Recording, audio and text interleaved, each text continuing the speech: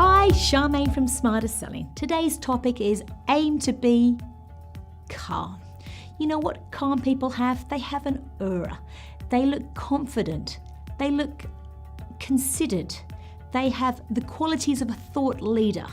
When you're calm, it looks like you've got your stuff about you. You know what's going on. You've got your together. So I would aim to be calm. So how can you be calm if you're not an actually calm person? Well, you've come to the right place.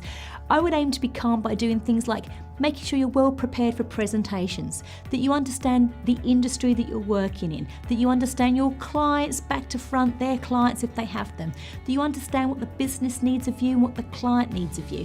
The more your knowledge exceeds where you're at, the more you can be calm and be paced.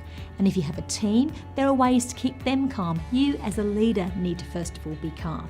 You need to be paced and considered, and that will then rub off on your team.